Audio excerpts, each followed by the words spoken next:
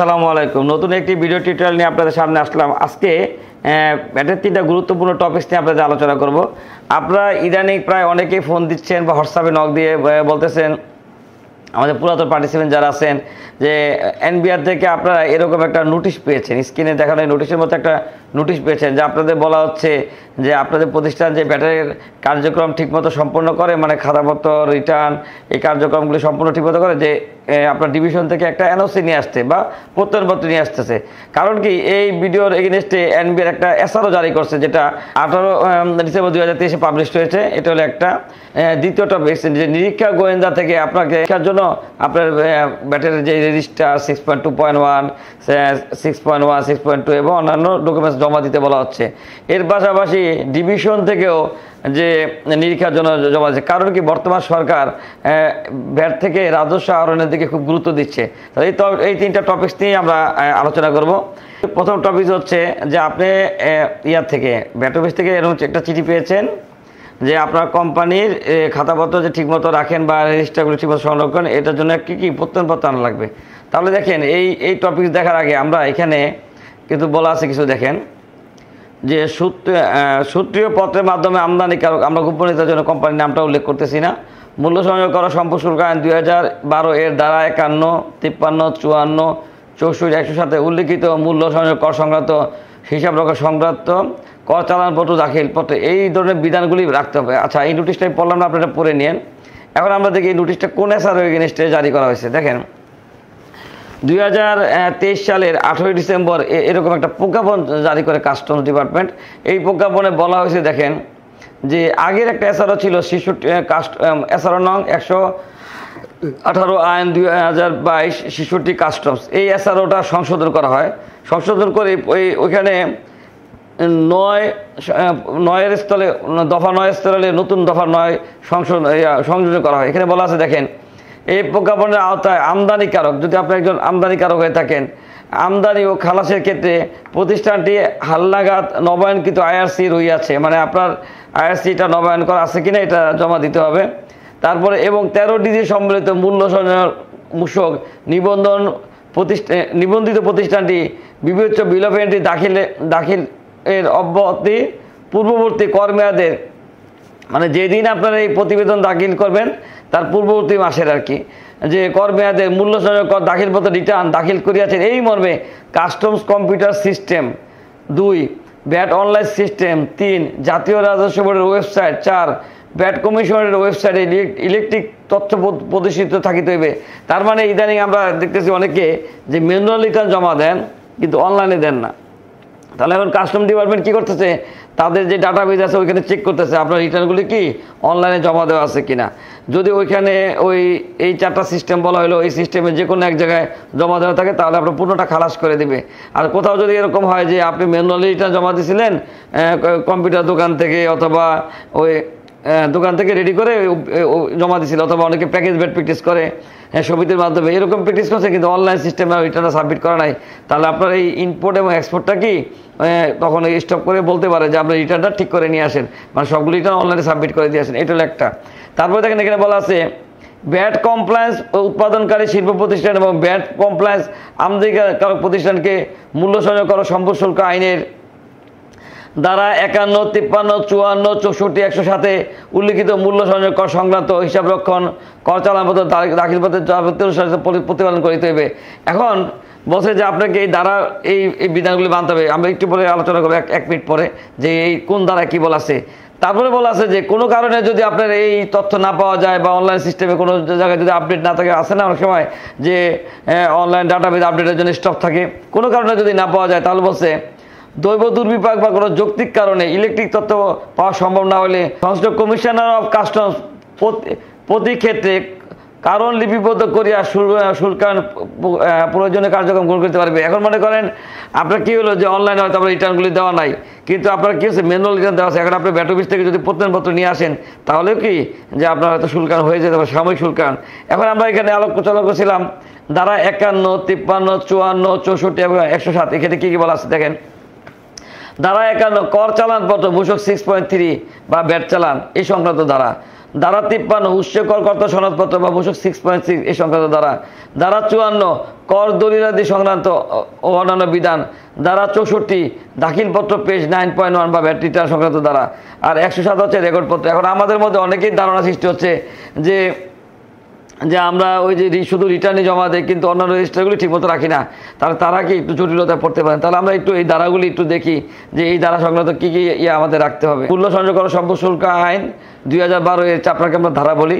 ধারা 51 কর চালানপত্র। দেখেন এই ধারাতে বলছে প্রত্যেক নিবন্ধিত বা তালিকাভুক্ত ব্যক্তি করযোগ্য সর্বের উপর যেই তারিখে কর প্রদান পদেয় হইবে সেই তারিখ বা তার পূর্ববর্তী বিধি দ্বারা নির্ধারিত পদ্ধতিতে কর চালানপত্র জারি করবেন। তার মানে আপনি যে এই 5 বছরের খাতাপত্র রাখবেন বা রপ্তানিকারকের জন্য 3 বছর, আপনাদের এই প্রতিটা লেনদেন প্রতিটা বিক্রির সময় 6.3 ইস্যু করতে হবে। ঠিক অনুরূপভাবে আপনি যে পণ্য বা সেবা ক্রয় করছেন তার প্রতিটা পার্সের জন্য কি 6.3। তাহলে এখন ওই যে অডিটে যখন ডাকবে তখন আমরা 6.3 এগুলি কি প্রদর্শন করতে হবে। তাহলে 6.3কে আমরা বলি কর চালানপত্র। আর আমাদের এই ভিডিওটার উদ্দেশ্য হচ্ছে এই ভিডিও দেখে যেন আপনি আপনার কোম্পানির এই রিটার্নের কাজটা যেন কি প্রস্তুতি নিতে পারেন, যেন আপনি আপনার পেপারসগুলি নিজে এইভাবে গুছিয়ে রিটার্ন সাবমিট করেন। এই উদ্দেশ্যে আসলে ভিডিওটা করা। তাহলে পুরো ওটা ভিডিও আপনারা দেখবেন। তারপর দেখেন ধারা 53 বলা আছে। এই 53 বলা আছে উৎসকত সনদপত্র।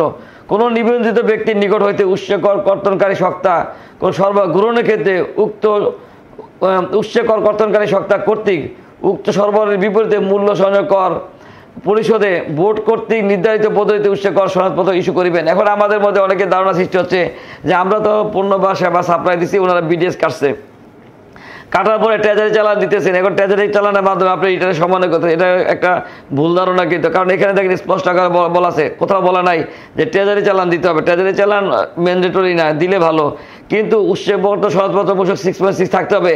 এখন কেউ যদি এরকম ট্রেজারি চালানের মধ্যে সমন্বয় করেন কিন্তু মূসক 6.6 পান নাই, তাহলে পরবর্তীতে অডিটে কিন্তু এটা কাটা যেতে পারে। ইদানিং অনেক জায়গায় এটা কেটে দিচ্ছে।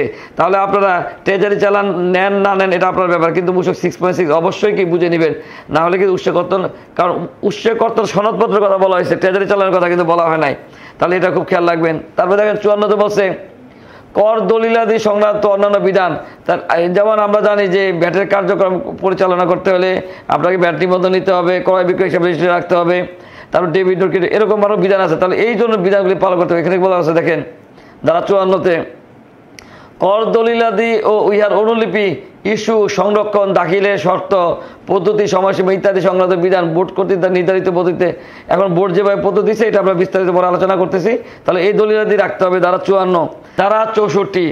ধারা 64 মানে দাখিলপত্র পেশ। আমরা যে যারা ভ্যাট নিবন্ধন নিয়েছি তাদের কর মেয়াদ শেষে মানে জানুয়ারি মাসে রিটার্নটা ফেব্রুয়ারি 15 তারিখে জমা দিতে হয়। তাহলে আপনার কোম্পানি যতদিন ধরে নিবন্ধন নেওয়ার পর থেকে প্রতি মাসে কিন্তু ভ্যাট রিটার্ন জমা দেওয়ার কথা।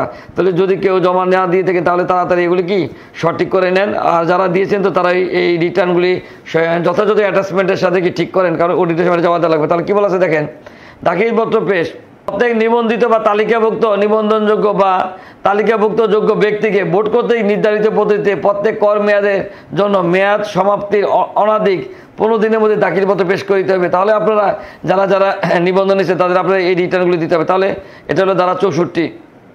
তারপরে বলা আছে ধারা 107 রেকর্ডপত্র হিসাব সংরক্ষণ। এখন আমরা জানি যে শতভাগ রপ্তানিমুখী প্রতিষ্ঠানকে 3 বছর পর্যন্ত কি রেজিস্টার সংরক্ষণ করতে হয়, আর অন্যান্যদের ক্ষেত্রে নিয়ম হচ্ছে 5 বছর পর্যন্ত এই রেজিস্টারগুলি কি ভ্যাটের খাতাপত্র সংরক্ষণ করতে হয়। তাহলে আপনার কোম্পানি যদি রপ্তানিকারক প্রতিষ্ঠান হয়ে থাকে তাহলে আপনাকে 3 বছরের খাতাপত্র কি অডিটের জন্য জমা দিতে হবে সিএ রিপোর্ট সহ। আর আপনার কোম্পানি যদি রপ্তানিকারক না অন্যান্য প্রতিষ্ঠান হয়ে থাকে তাহলে আপনাকে কি 5 বছরের খাতাপত্র কি দিতে হবে। তাহলে এখানে বলা আছে রেকর্ড ও হিসাব সংরক্ষণ। কোনো নিবন্ধিত ব্যক্তি করদাতা তার অন্যান্য দায় দানা নিরূপণের সুবিধাতে 5 বছর পর্যন্ত কি নির্ধারিত বয়স সংরক্ষণ করবে। কি সংরক্ষণ করবে এখানে আমরা সংক্ষেপে আলোচনা করতেছি। যেমন এখানে বলা আছে কর চালানপত্র মানে 6.3 উৎসকত সনদপত্র। দেখেন কোথাও কিন্তু ট্রেজারি চালান বলা নাই যে ট্রেজারি চালান পাইলে হবে। উৎসকত সনদপত্র মূসক 6.6। তারপরে দেখেন কি আমদানিকারক এবং রপ্তানি ক্ষেত্রে কি শুল্ক দলিলপত্র, মানে আমদানিকারক হলে বিল অফ এন্ট্রি আর রপ্তানিকারক বিল অফ এক্সপোর্ট। তারপর স্থানীয় উৎস যদি কিনেন তাহলে 6.6। তারপর যদি আমরা জানি যে শতভাগ রপ্তানিকারক প্রতিষ্ঠান সহগ জমা দেয় না যদি রেয়াত না নেয়। আর একটা হলো সেবা প্রদানকারী যদি রেয়াত না নেয় তাহলে সহগ দেওয়া লাগবে না। শতভাগ রপ্তানি রেয়াত না নিলে সহগ দিবে না বিধি 21, আর সেবা প্রদানকারী রেয়াত না নিলে সহগ দিবে না 2020 সালে 8 নম্বর ব্যাখ্যা বলা আছে। তাহলে এছাড়া বাদ বাকি সবাইকে সহগ দিতে হবে। তাহলে আপনার উৎপাদ উপকরণ সহগটাও কি সাবমিট করতে হবে। তারপরে দেখেন আপনার যে ট্রেজারি চালান ওটা সাবমিট করতে হবে, দাখিলপত্র। তাহলে আপনাদের যদি এইভাবে চিঠি দেয় তাহলে আপনাদের কাজ হবে কি জানেন, 5 বছরের রিটার্নগুলি প্রথমে রেডি করা, তারপরে এই রিটার্নের সাথে যে অ্যাটাচমেন্ট থাকার কথা, ক্রয়ের এগেইনস্টে ক্রয় চালান বা বিল অফ এন্ট্রি, মানে ইম্পোর্টের বিল অফ এন্ট্রি আর কি। আর যদি স্থানীয়ভাবে কিনেন তাহলে 6.3। ঠিক তেমনি আপনি যদি রপ্তানি করে থাকেন বিল অফ এক্সপোর্ট বা প্রযোজ্য ক্ষেত্রে ব্যাক টু ব্যাক এলসি, যদি ব্যাক টু ব্যাক এলসিতে করে থাকেন, আর যদি স্থানীয়ভাবে বিক্রি করে 6.3 দেওয়া লাগে না, কিন্তু আপনি আলাদা রাখবেন, এটা ভবিষ্যতের জন্য আর কি। হ্যাঁ, ম্যানুয়াল রিটার্ন দিলে দেওয়া লাগে, অনলাইনে দিলে দেওয়া লাগে না। তারপরে আপনি যে ট্রেজারি জমা দিচ্ছেন, ট্রেজারি চালান 6.6 পেয়েছেন, 6.6 ডেবিট নোট, ক্রেডিট নোট, এগুলিকে সংরক্ষণ করতে হবে। এর পাশাপাশি আপনাদের যে উৎপাদনকারী হলে ক্রয় হিসাব 6.1, বিক্রয় হিসাব 6.2, আর যাহা কিনেন তাহাই বেচেন তাহলে 6.2.1। অনুরূপভাবে সেবা প্রদানকারীর জন্য যেই সেবা দিচ্ছেন তার জন্য মানে সেলস করছেন 6.2, আর সেবা দিতে যে র মেটেরিয়াল বা অন্যান্য সার্ভিসগুলি কিনছেন ওটার জন্য 6.1 কি সংরক্ষণ করতে হবে। তাহলে এই পেপারসগুলি রেডি করে কি আপনার ব্যাট অফিস যাবেন।